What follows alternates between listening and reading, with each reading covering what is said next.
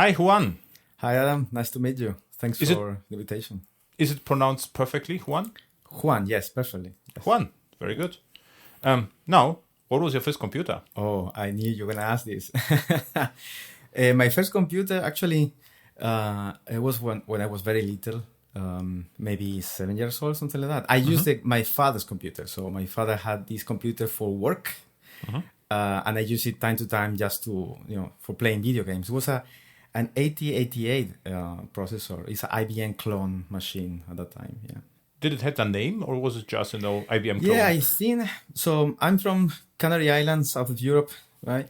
Wow. And there was a company in there that was actually buying these motherboards and they basically putting everything together in one machine. It was a local company that put these clones together. So you are in vacation destination, right? Yes, for me it's at home. Yes. So where do you do vacations then? Somewhere where it's cold and ugly, I guess, right? Well, I do vacations at home, so yeah. Yeah, okay, this is perfect. Yes. Oh, okay, what you did with the computer? You just played games or? Yeah, when I was very little, I was 7 years old, something like that, 8 years old. So I was playing video games, yeah. You're perfect. MS-DOS terminal. I remember a black terminal, I guess was MS-DOS OS in there. Yeah, it had to be. Okay, and what was the transition to at least scripting, or creating an auto batch file or whatever? Yeah, well, I couldn't understand anything at that age, to be honest. I just called my father, said to load the game and play for a while. Yeah, it was fun. Yeah, but what you did later? I mean, in one point of time, you started to do something more interesting with computers. True. So I wasn't actually into computers because when I was little and when I was a teenager, I was running. I was in an athletics team. Wow. So I only had time for, going to the school in the morning and going running in the afternoon, evening. Yeah, so it was actually when I transitioned to the university, when I started programming and getting to computers. Yeah. Which kind of running? Was it like, sprints or? Long distance running. I was actually running cross country. Yeah. Okay. Yeah. How fast you were, let's say in 10K, 10 kilometers? Not cross country, rather than, let's say, how to call it on flat, normal. So I'm just curious. So how fast were your times? Yeah, I never ran officially 10K because depending on the age, you run like a distance. So I officially didn't time it, but I could run, 340, 330 per K. So yeah, something like that. That is very good. And now you are even faster? No, since I started university, everything went down. Okay. I wish. No. Okay. So interesting. And was it fun for you or was it like pain, this running? Because I can imagine, this is like painful, sport. I actually like it. It's true that it's painful, especially long distances, right? But we start running by playing. Let's say we play a lot of games, we try different disciplines, not just long distance, but also long jump, etc. I was very bad at it. But yeah, we try many things. Yes. Yeah, cool. Okay. And you said you started at the university, right? Yeah. Which direction you choose? Yeah, so actually, I didn't. Computer science wasn't my first option, to be honest. I was kind of, not sure about what to do, and my father, who has background in computer science, encouraged me. Okay, you can try computer science for a while, and if you don't like it, you can change. Yeah, but computer was one of in my list, let's say, but I was actually about to enter in the physics in the physics studies instead. But yeah, I chose computer science, and since then I've been there. So. And you enjoyed that, or yeah? And when you enjoyed from the beginning or a little bit later? Yeah. So for me, I didn't program before that. So for me, writing something like "Hello World" for me, like, oh wow, I can do something and the computer can follow what I say, and I like that. And we start with basic data structures, algorithm, these kind of things. OS, we starting Linux OS. I quite like it, etc. So I really enjoyed. Yeah, but I must say I wasn't the typical student, to be honest. It took me longer to finish because I was doing many things. I was buying magazines of computing or computer science and try other things in my free time. Yeah. So you really enjoyed that. So I would. It sounds like you were even a better student because you wanted to learn more than actually required, right? Well, yeah. For my teachers, I don't think I was a better student. For myself, personally, yes, because I was doing what I wanted to do. Yeah. Yeah. And which programming language you learned first? I started learning Pascal. Yeah. Okay. And I was learning Pascal, actually programming Pascal for a few years. I think 3 years. With Pascal, and then we have courses and we switched C, C++, assembly quite a lot. Okay. Yeah. 68K? Yeah.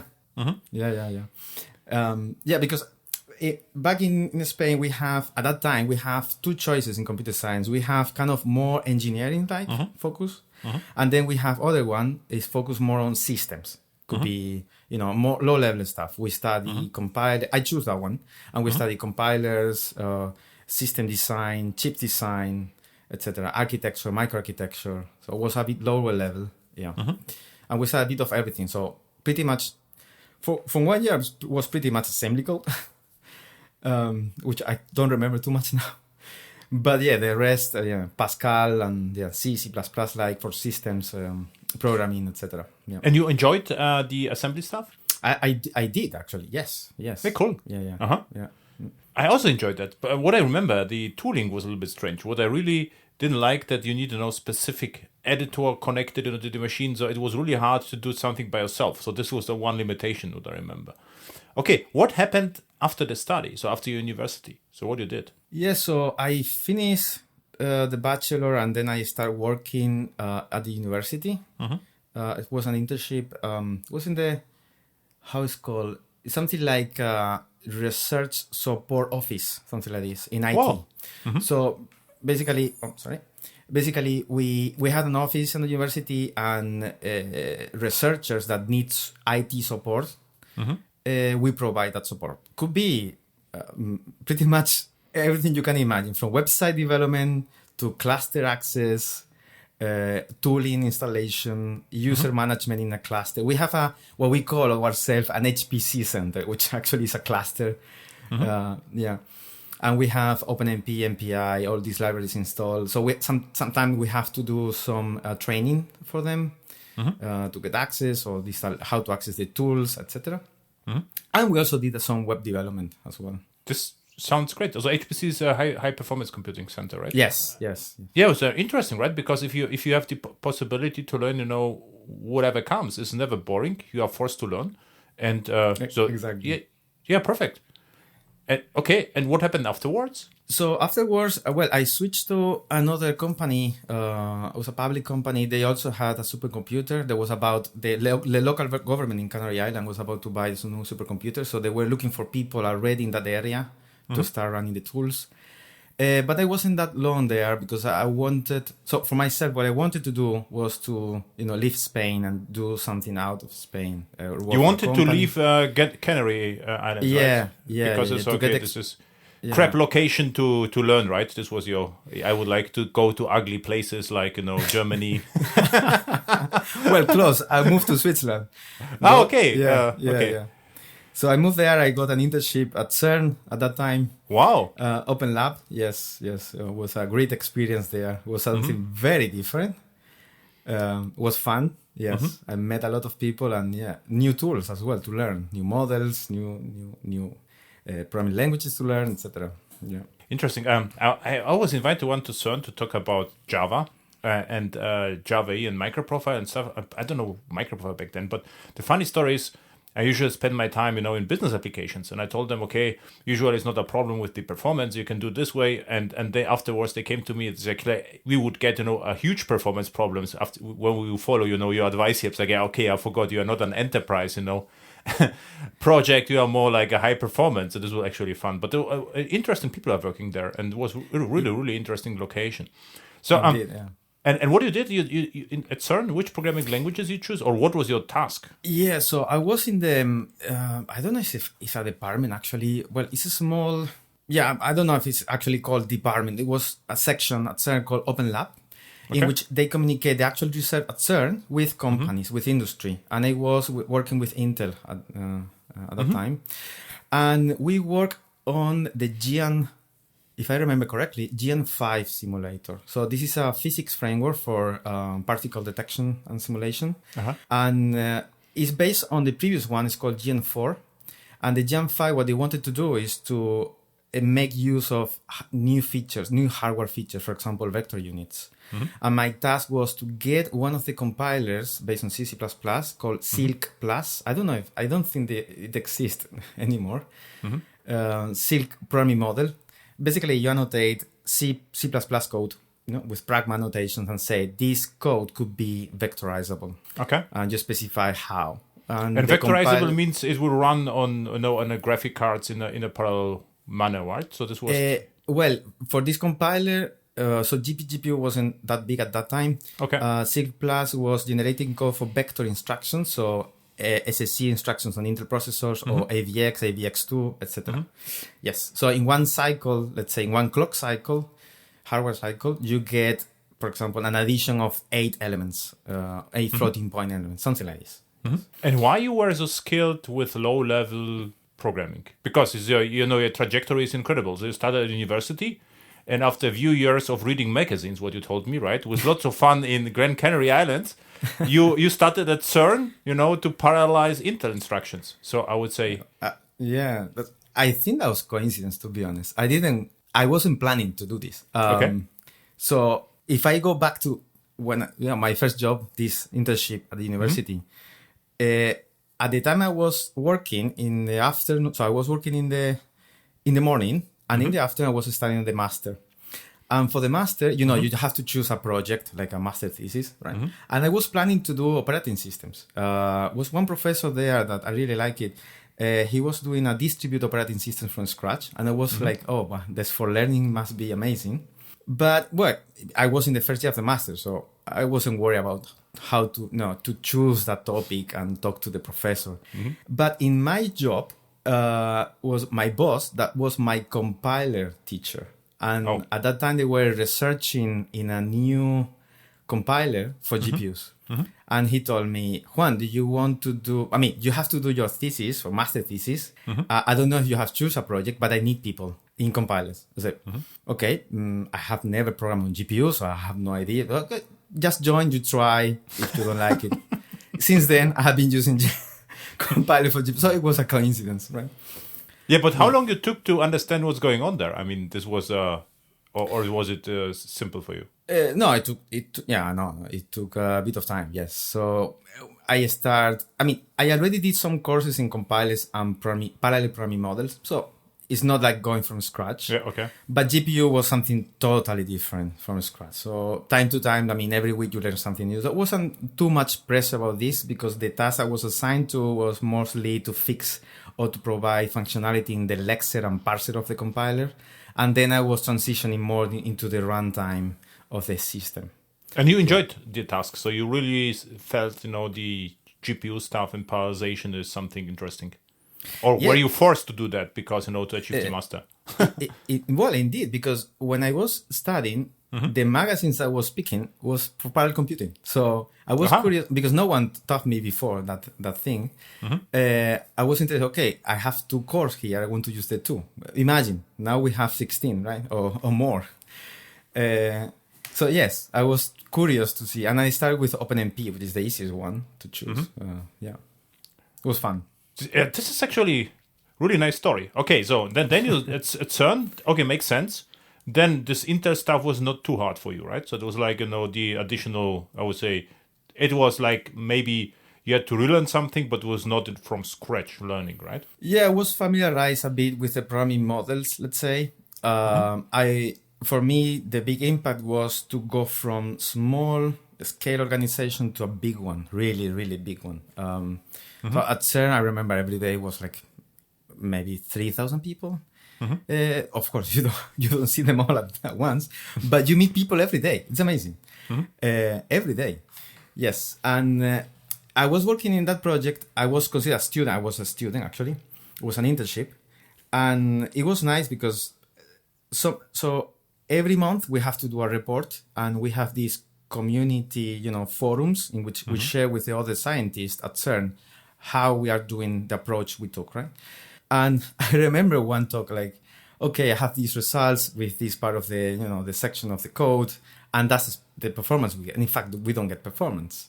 So one remember one person in the audience took the code and emailed me in the next day, so 24 hours later, and said, Juan, I found the problem.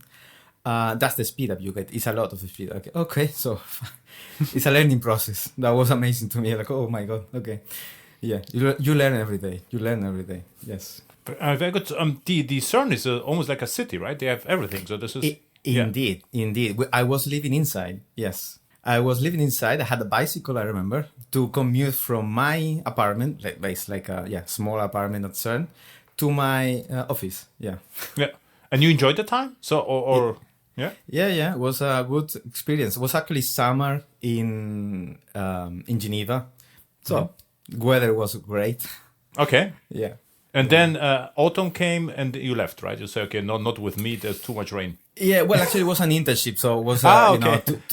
3 months project. And then I was looking for options. So one of the options was, I was applying to many things. One of the options was to do a PhD. So I moved to Scotland to Edinburgh to do a PhD in computer science. Yes. But Scotland, this is a huge, weather difference, right? Indeed. Yeah. And and which PhD? So what was your title of your PhD? Oh, the exact title, you mean? So it was about dynamic parallelization to make use of hardware, GPUs, FPGAs, etc. for dynamic programming languages. I focus on Java and R.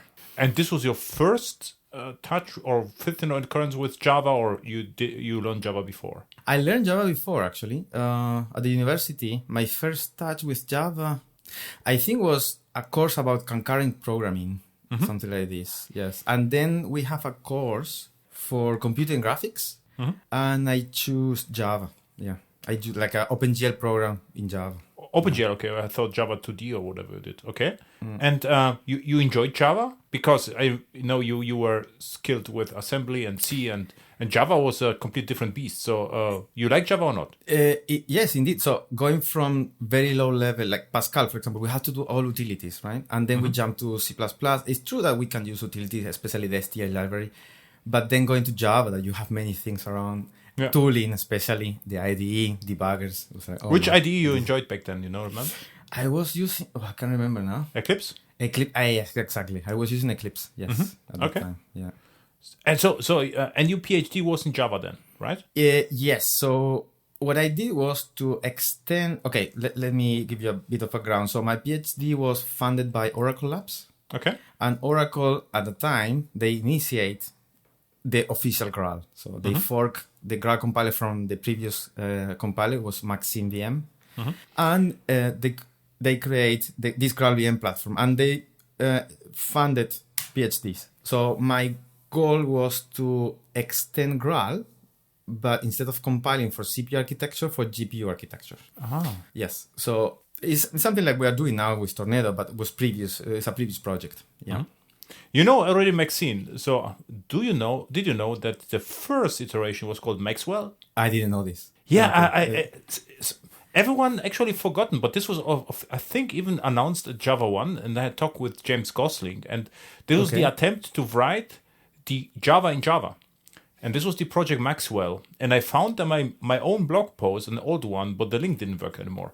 And then somehow from Maxine happened, which led to GraalVM, and this is now your story with the GPU. So your job was to pick GraalVM and compile to a GPU? Yeah, so to extend somehow GraalVM to offload code for the GPU, yes. I took OpenCL as a low-level model to run on GPUs, yes. Yeah, this was a C task, more or less, right? So there was not a lot of Java going on, or you used Java to do it? Because the Graal compiler is written in Java, all compiler optimizations, transformations, etc. was written in Java. And because the whole compiler also was written in Java, I took also the runtime to be implementing in Java. So everything was Java except a small section to provide GNI code to call the actual GPU drivers. But apart from but this is more like deployment, right? This was like, exactly. Yeah, cool. But this is incredibly interesting, right? Yeah, for me, yes. At the time, yes. It didn't work, or? It worked, yes. For me, it was more interesting when I switched to R language, because for Java, since Java wasn't thought for parallelization from the beginning, its design, we have to provide an API. Okay, that's fine. I mean, people need to learn that API and then you can use the GPU.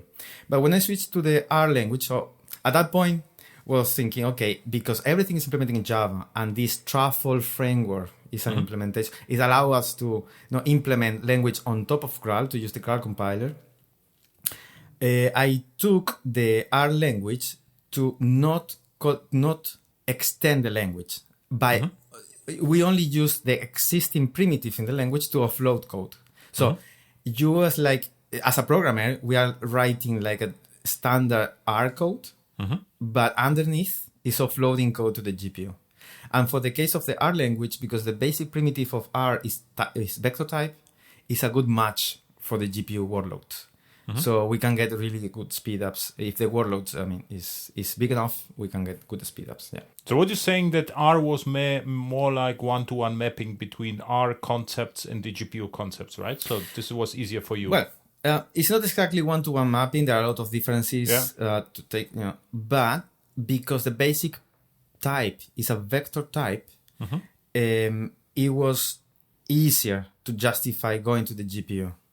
Otherwise, we have to do a lot of analysis. So GPUs are good for exploiting data parallelization, but if you don't have enough compute or enough data to process, even if the compute fits for the GPU compute, maybe you don't get acceleration, right? Because the overhead, submitting all the stuff is maybe higher than the actual work, right? Exactly. Yes. Yeah. So GPUs usually don't share memory with the main system, with the main CPU. So that means that buffers data needs to be pre-allocated before launching. So data has to be pre-allocated. Data has to be moved from the CPU memory to the GPU. That happens through PCI Express, which is very slow. Very slow if we compare the bandwidth you get within the GPU, right? And then do the computation. So if you're running a couple of threads, stay on the CPU because you're gonna get faster. It doesn't. It's a trade-off, right?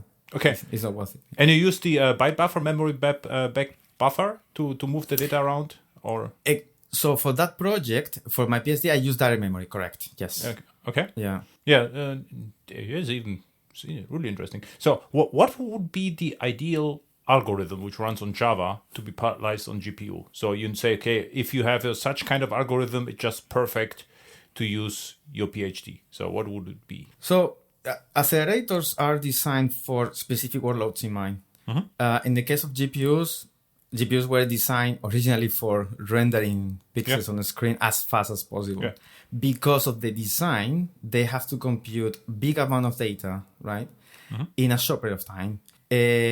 And those operations usually are matrix types. So if you have matrix operation that can be parallelizable, like they don't have data dependency across iterations, for example, is a perfect case for GPUs. I can give you an example. Many applications now in deep learning follow this pattern. Deep learning, fintech, computer vision, these kind of things. Encryption, I could also imagine, right? Encryption, matrix multiplication. So matrix means also vector means you have like three values, right? This is the data type. There are three values and they are calculated with other three values, or can be multiple values. You mean 1D, 2D, or 3D? No, I mean you say vector data type. What do you mean by vector data type? Okay, it's a set of numbers, for example. A set of numbers enough. Okay. Yeah. By the way, an array could be 1D array, could be 2D matrix or 3D. Okay, I thought the proper, vector like a 3D vector space would be the best. But those programming models, CUDA, OpenCL, that are used for programming GPUs at very low level, C++ extensions for programming GPUs, these models provide types that are called vector types. Essentially, it's like similar to vector instructions for CPU, so AVX instructions, something like this, but in the vector space. Those types don't exist for the Java side. What we do, especially now in my work, we provide kind of a class that gives you access to the Java type that gives you access to those types. But in general, what I mean now by the spectral type is just a list of elements, like a Java arrays, for example. Java array. So the native arrays, not the Java utility list arrays, rather than the low-level native Java array. Correct. Okay. Yeah. Yeah, even more interesting. So I'm now curious. Okay, what happened after your PhD? So it was successful. So Oracle was happy, or? Well, I don't know. I finished my PhD. Yes. You don't know. You should get feedback from Oracle. Say, hey, this. Yeah, I got feedback. Yes. But at that time, they weren't into the GPU compute that much. At least from the perspective of fully automatic process. So in the PhD, in the period that I did the PhD, I did an internship in Oracle. I moved to Austria with the Graal team. Linz, exactly. Okay. Yeah. And I was working with the Truffle compiler for R. That's why I got the Truffle. When was it? Which year? 2015. Yes. Oh, okay. It's not that far back. Okay, interesting. 2015. I spent there like 6 months, and I did an implementation of the fast R with distributed computing. So the idea, I don't know, are you familiar with Flink, Apache Flink? It's a framework for data processing, big data and stream processing. So the idea was to take R code, and because it's a framework, the basic type is vector, to do processing in a cluster, as transparent as possible. So I started implementation, then another student picked up the implementation, and that gave me background in the Truffle side and the Flink side. This is important because when I finished my PhD, I joined Manchester, the University of Manchester, as a postdoc. And the reason I joined is because they started a project that they wanted to combine a Graal compiler for GPUs and a distributed system with Flink. I said, So, yeah, and I joined them, yes. Okay, and now you're still there? I'm still in Manchester, correct, yes. Okay, also a little bit, different climate to to Canary Island, right? Indeed, yeah. Yeah, and okay, and what you did then? I mean, or what are you doing there? Yeah, so how it started and where are you now? So this is the interesting. Yeah, well, actually, how I joined is kind of a nice story. So I remember, in the PhD you have to publish papers. I had my last paper for the PhD, so we traveled for the conference. I traveled for the conference, and the typical thing is because you are finishing, I say, hey, I'm finishing here doing the presentation. I'm looking for a job. If you have something available, please consider my my CV. So my current boss told me, well, I'm starting a project in Manchester, but I didn't want to do a postdoc. I didn't want to stay in academia, to be honest. And he said, well, we are starting a new project. You will be leading the compiler part. This is related to this. So everything was sounding like, this is good, this is good, this is good. So I joined them. Okay. And since then I have been with them in Manchester. Yeah. But why they started the project? So was a student before me doing similar things to my PhD. So he took Graal and extended to run on GPUs. So basically it was kind of my competitor during my PhD. We work on the same area. My programming model was something different. He took a different approach. And the project was getting bigger because he was funded by a big project in UK. A lot of use cases, etc. So it became kind of big. So my boss wrote a proposal for a European project. We have finished already, but it was running until last year, called E2 Data. Basically, what we did was to take use cases from big data and try to accelerate with GPUs in an automatic manner. And we focus on the Java side. So basically, that's why we took Flink as a use case. And then we built use cases on top of that software stack. And the idea for us was to get a modified Flink program that can run in a transparent manner on GPUs and FPGAs. So that really hooked me in because I didn't use FPGAs before. This is something that I wanted to learn as well. It was a bigger project. It was actually use cases for that. It was a bigger team, etc. So yeah. Are you using FPGAs right now? Yes, indeed. Yes. How you can imagine, which companies are providing these FPGAs and what kind of hardware is it and how it looks like? Yeah, well, it's just a card, like a PCI Express card, like slot. It Okay. looks similar like a GPU. Well, not GPUs these days, like are massive. Yeah. It's very small, smaller ones. But yeah, it's like a card that is attached to your PCI Express in your machine. Yeah. And the vendors right now, well, I don't know all of the vendors because I'm not into that area, but we use two. We use from Xilinx, so nice AMD provider, and Intel. So we have an Altera. Altera is a company that was bought by Intel a few years ago. So we have Intel FPGAs and Xilinx FPGAs. I think these are the two main vendors from my understanding. But could be more. So. Altera is also building, I think, ARM CPUs, right? No? I have no idea. Okay, so I have to look it up. So I just, okay. Yeah. And you have to flash them before. So there's some kind of tooling, right? So this is a Linux tool chain on how it works. Yes. I think pretty much it's based on Linux tool chain. We have to flash it before. So the way it works is that we create a mapping, all these wires. It's like an FPGA is like having a physical algorithm, essentially. Yeah. You're wiring your algorithm with the parts that you only need. So this process takes a long time, probably hours, 2, 3, 4 hours. Okay. We flash it, we create the final binary, it's called the bit stream. And then once you want to use it, you load the bit stream. Loading is fast. I'm talking about milliseconds, probably faster. And you load that bit stream with a circuit that you want to run. Okay. And in which language you have to write the algorithm? Usually it's very low level, like RTL, basic logic gate level. There's also VHDL, very similar. There's C tooling as well. And more recently, you can run it with OpenCL, which is great because OpenCL is also used for GPUs. So having the same source that you could use is great. It gives you code portability, not performance portability. That's another thing. Yeah. But it would be interesting, another student project, to pick Java algorithm and translate it to this low-level language could also be interesting, right? To VHDL, you mean, or very low? Yes, indeed, yes.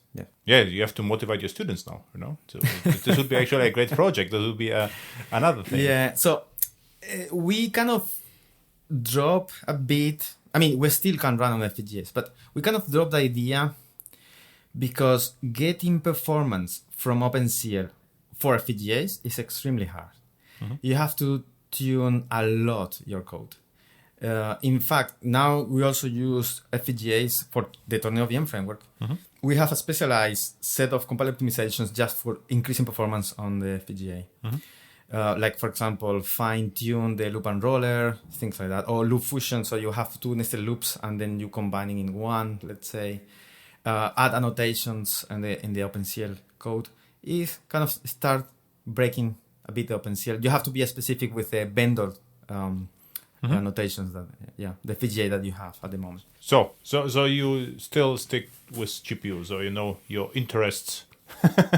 Yeah, indeed, yes. I still because this project, the one I was mentioning, the E2 Data EU project, picked this TornadoVM, initial version of TornadoVM with the students. So we continue the development and expand. So we increase with more compiler backends, with more devices. So we extend with FPGA workflow, for example. We can run on different architectures, ARM, RISC-V simulators, etc. Yeah. Okay. So the TornadoVM was the project of your competitor, and you joined that, right? Yeah, you can see. Yeah. Yeah, that way, yes. Okay, and you still like it? I mean, still like it. You obviously like it. So, but you like the entire project, this TornadoVM? So, or yeah, I do like it. Yes. There are many things to do. For me, it's not just a platform just to say, hey, look how cool is this technology. It's a platform that can also be used for research your ideas, to implement your ideas, and that's the interest from Manchester side. Yeah, so I'm a Java developer, so don't use GPUs a lot, but I'm running, workloads in the cloud, serverless, enterprise apps. I write Java all the time. So how TornadoVM could be interesting for me? Some use case I could use it. I can run my workload on ARM. I could I could translate algorithms or whatever makes sense. Yeah, that's a great question, and we are actually looking for use cases because usual Java programmer is not the GPU programmer. So Yeah. the people that or developers that want GPU, they are willing, really willing to change the code to adapt to CUDA or OpenCL and change pretty much everything, right? So for Java, what we're trying to do is to provide, as far as we can, transparent acceleration. So with minor modifications in the code, we want to make use of something that is sitting in your laptop or in your server that they are not using at that time and could be useful. One of the workloads, for example, machine learning applications, fintech that use a lot of Java code, I'm pretty sure they have to say, indeed, they are using FPGAs. They want acceleration as well. We're running now one of the new projects. It's called Aero. It's an EU project. And there's one company from Switzerland is involved. It's called Z9. This company is a spin-off from the European Space Agency. Okay, what is the name of the company? Z9. Z9. Yes, Z9. Yes. And in combination with University of Geneva, they have a very large tooling for data analytics of the Gaia project. So the Gaia is the European mission. cloud. Sorry? No, is it not the Gaia X? Is not the European cloud? This is the project for the European Space Agency to collect data from. Basically, what they want to do is to do a 3D model of the space. Okay. And they have the data that they need to analyze. And pretty much the whole tool chain is in Java. They have a lot of code, and a lot of data. So for them, having transparent acceleration from the Java side is a big win for them. So that's one of the other use cases, astrophysics. Could be, yeah. What I did on AirHacks, there is DeepNet. Are you aware of it? Indeed, yeah. We collaborate with Soran. Yeah, Soran, really. Yeah, this is what I wanted to ask you about him. Yeah, we wrote a paper together like a couple of years ago. The goal was how to integrate Tornado with DeepNets and have transparent acceleration. Yes. And we got it. We have overheads because of the data transfer back and forth, but the kernel itself handles speed up. Yes. So what it means if we use DeepNet's library from Zoran, TornadoVM can help me to speed up the entire process, right? Yeah, TornadoVM will sit underneath. So from the end user perspective, maybe you shouldn't notice that TornadoVM is there. It's like a middleman framework, if you like. It's sitting in between. So for Soran that is implementing the framework, he doesn't have to go down to CUDA, OpenCL, etc. He can get those kernels directly from TornadoVM. So now question, because you mentioned deep learning, and what I noticed that there's a lots of Python going on, and I always wondered, Python is great, but it's way slower and consumes a lot of energy. So I don't know whether you are familiar with the recent paper that Java is pretty fast. As a number 5 is a very energy efficient and fast language. After C, C++, Rust, and Ada, Java comes. So do you see some movement towards Java in machine learning, or is it beneficial at all? Would it be beneficial at all to use, for instance, Java for machine learning instead of Python? So if you really do it right, use TornadoVM, we have the GPU, FPGA.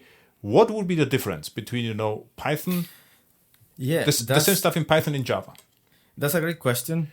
In fact, we have been trying to understand the landscape because Tornado, apart from being academic, we're trying to transition to spin out. So we're trying to understand how developers work.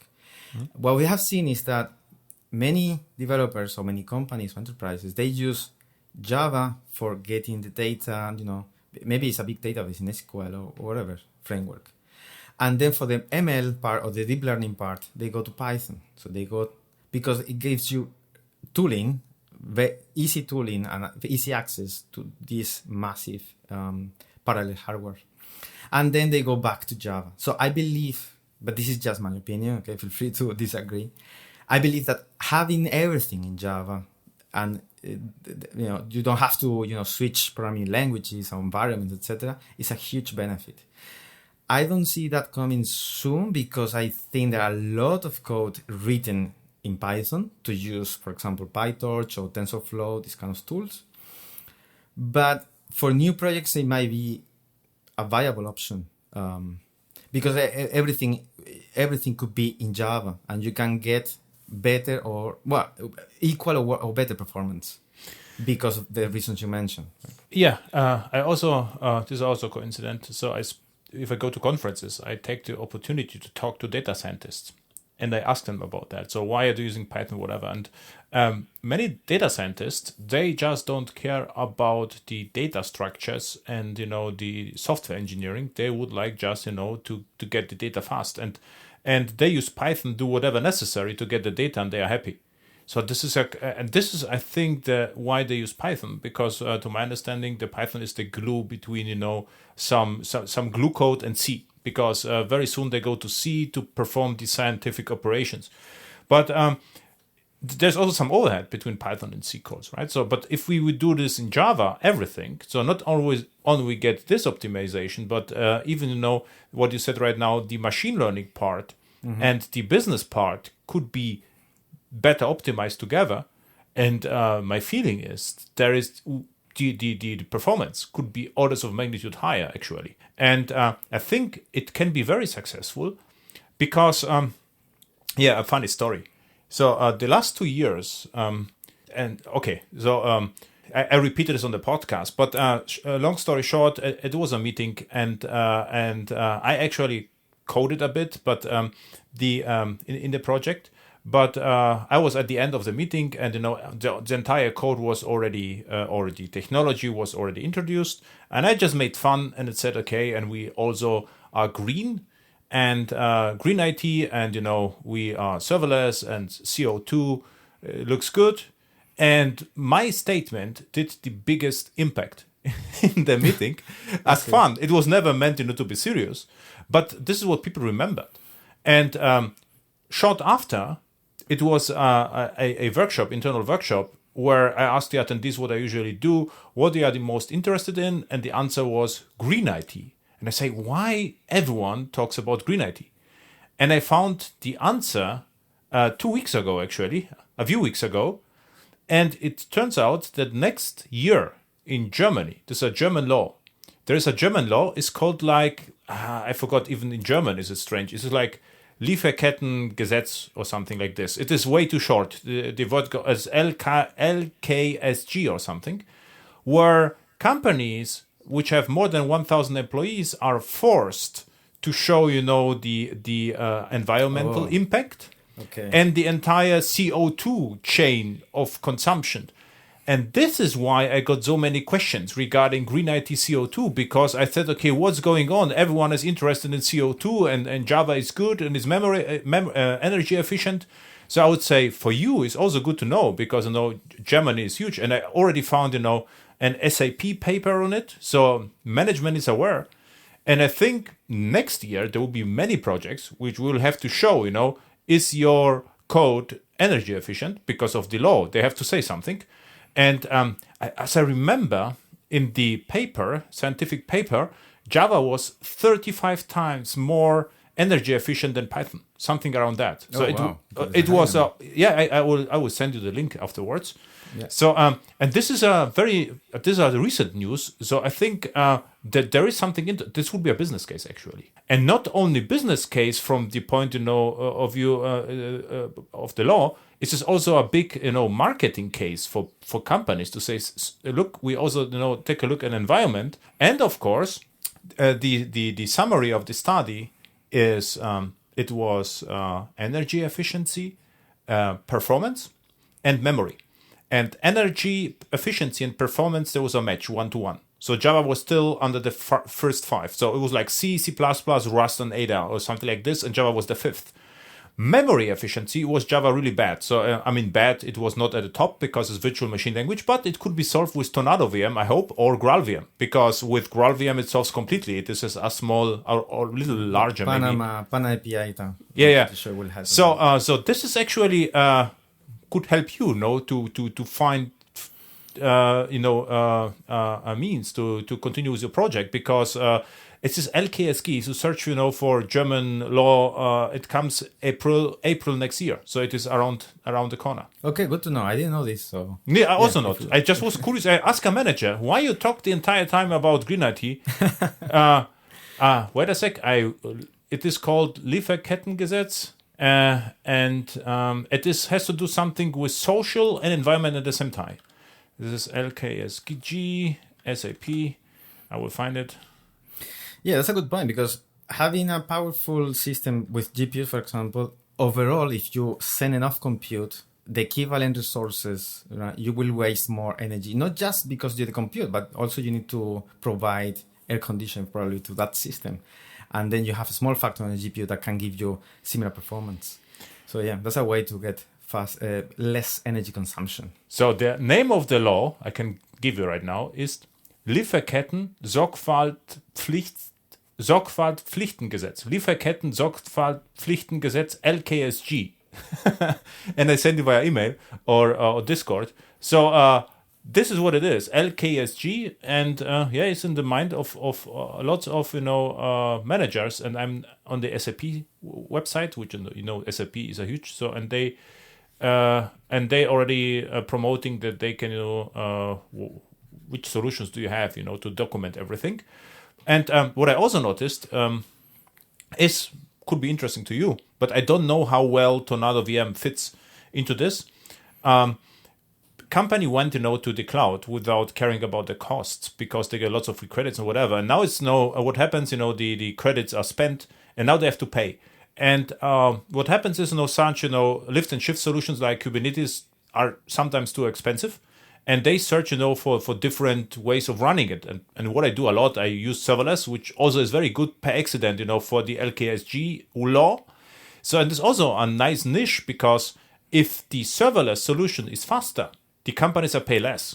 And because it is faster, it also consumes less energy. This is the cool. So we have match between business and environment, which is also nice in this, because you can do something good and spend less money, which is a double good, and also good for marketing. So I think you are in good situation if we could find something. And AWS Lambdas and so forth, I think, and Fargate as well, there's possibilities to attach GPU to it, or will be soon. So it will be interesting.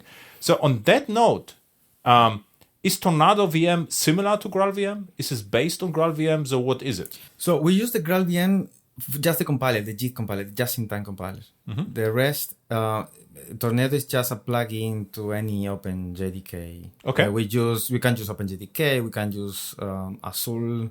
Zulu is called. We can use Corretto, Amazon Corretto, or Red Hat Mandrel, which is also a fork of GraalVM, etc. Windows JDK as well. It's just at the system level, it's like for the Java VM, Tornado is just another Java program. The thing is that Java program can compile and manage the application on heterogeneous platforms. That's the special thing. Yeah. The only part that we use from Graal right now is the Graal JIT. Mm-hmm. However, we can also use Truffle, and you can write your programs in Java and call it from R or Ruby or any other language. In fact, we have demos in Node.js in the web browser. Yeah. You type it, and then because it's running with Truffle framework, the rendering, we have a compute intensive image to process. I think I put it the Mandelbrot, something like that, the Mandelbrot sets, and it renders in 9 milliseconds. Yeah. Okay. Compared to Java that renders in, I think, 20 seconds, something like that. But there's another actual use case you mentioned right now. Is Truffle is like cross-language, common, how to call it, data model, or what? How you call it? Truffle, I call it a polyglot. Yeah, polyglot, but it's like a meta type framework. So you can call from Python to Java, and from Java to Node.js. It's like a common app. Yeah. But the cool story is you could actually run Python programs on GraalVM and communicate with Java, which uses TornadoVM. So we could actually, migrate existing Python workloads on Truffle and GraalVM and speed up the entire thing, because the entire thing could be even natively compiled, right? That's correct. Yesterday I did a demo for another talk. I used JavaScript, but it could be used also Python. Yes. It would be interesting, actually, experiment to talk, with a Python scientist or data scientist which uses Python to write some Python code and then run it in your environment and see whether it fits, because then we have the use case, Yes, indeed. So what we have seen is that developers that use Python, well, first of all, it's not really Python, let's say. They're using Python as a scripting language, because all the GPU utilities or acceleration utilities is native code, right? They jump directly to CUDA code. For example, PyTorch, the actual tensor representation is not even in Python heap. It's actually native memory. In our case, in Tornado, we use the Java primitive array, which resides on the Java heap. Although we are changing this model, I can explain later. But it's exactly that. So the performance you're going to get is close to native, because everything is written in a native language, CUDA probably, or OpenCL, or one API, etc., etc. So for Tornado, it's kind of a disadvantage at that level, because we generate code from Java sequencer. So it's a full JIT. Pretty much that how it works, the JVM with, after a while, the JVM compiles the hotspots, the hot methods down to CPU machine code, efficient machine code. We do something similar, but for the GPU. However, we are working on an extension. It's still very early, but we're working on an extension to allow developers to use pre-existing libraries. And you can combine both JIT and library call. In the sense where, let's say, you have a workload, and the first part is data preparation or data initialization, whatever. You can do that in Java, and Tornado will compile it for you. The second call could be a native function. And the code that is written in Tornado is exactly on the same scope. So it's Tornado code that can handle both. That's the ideal situation we're working on it. So, hopefully, more news on. Yeah, this is actually great news, right? I mean, this will make Java extremely interesting for data scientists. Yeah, so we're using Panama API to access the low-level memory. Also, from our side, we are transitioning. So we're not using Java primitive types anymore. Still in the trunk, in the development branch, still is available, but it will not be for next year. The reason is that we have to manage all this memory, and the actual reason is not because we have to manage; it's because it takes time. So the reason we want to use GPUs, FPGAs, is because we want to accelerate the application. So if the time to manage is so long, then we don't use the GPU accordingly, right? The GPU acceleration is over, right? Yeah. So what we do is to have types that reside in native part. Everything will handle under the TornadoVM runtime.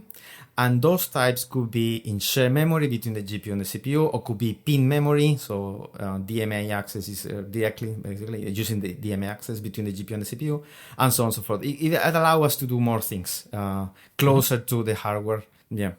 On which Java virtual machine versions are you running Tornado? So which? Now we are using JDK 17. Other members of the team are using JDK 11. Okay. And GraalVM. Yes. And are you also planning to use then Loom, Project Loom, or?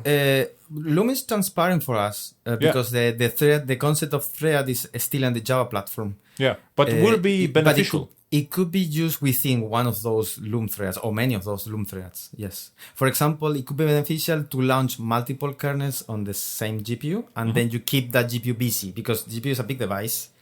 One of the research areas is how to keep that disk busy. Okay. So people try to coordinate to have concurrency, multiple kernels running there, right? But you have to have enough meat to send. If you have multiple threads, could be Java threads or could be Loom threads, right? You can send all these commands to the GPU. And do you have to have a GPU in order to be beneficial of TornadoVM? Or are there use cases where you could say, use TornadoVM and you don't need a GPU?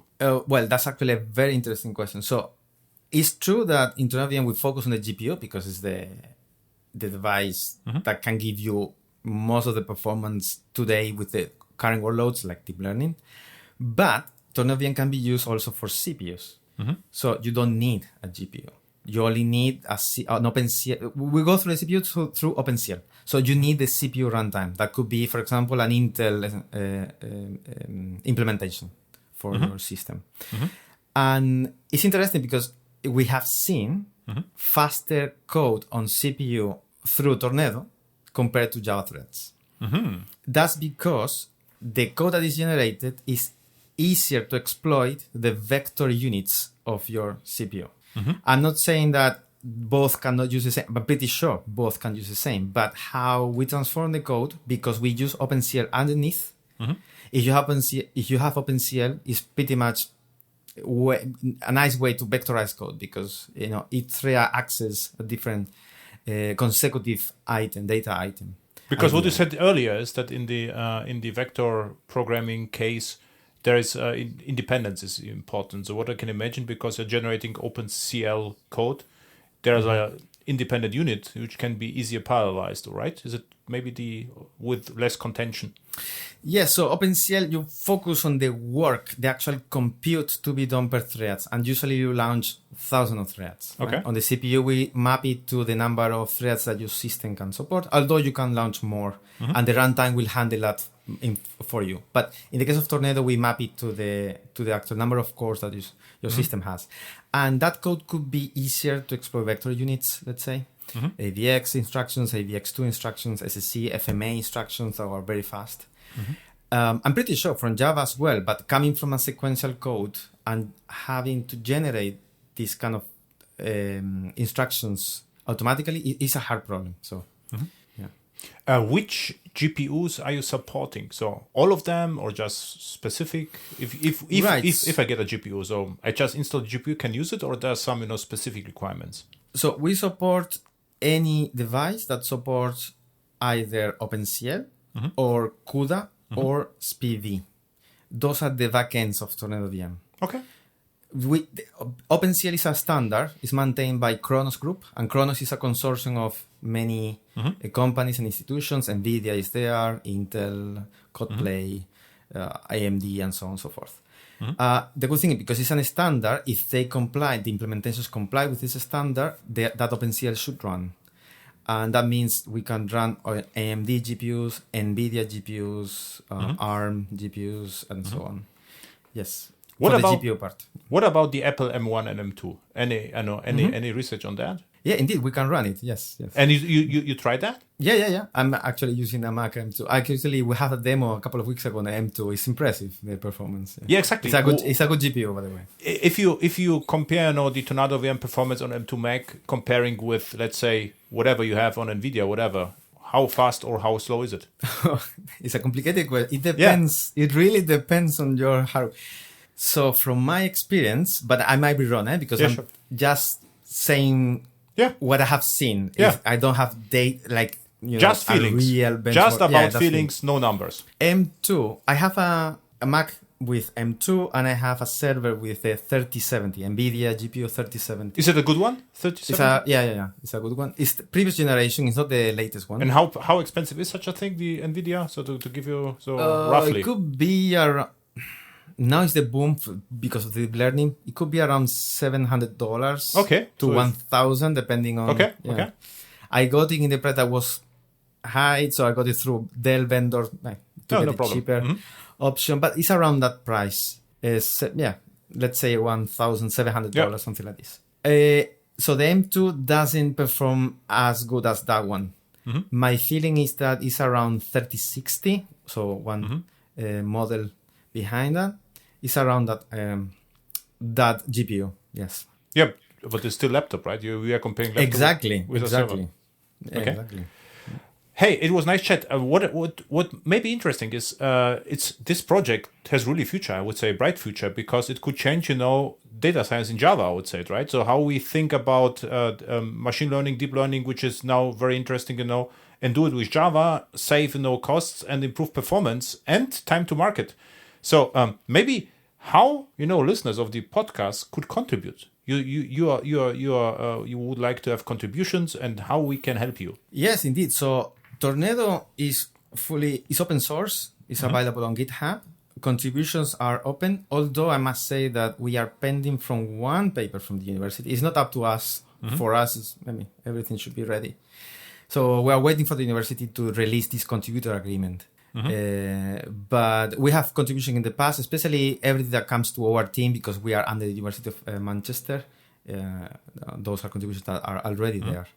But yes, in general, yes. So the paperwork I have been told should be ready soon. So as soon as this paper is out, anyone can contribute. And we're looking for contributions in many places, like documentation, use cases. I believe that use cases is more appealing for people. But yes, documentation, use cases, new compilation phases, you are in the compiler part.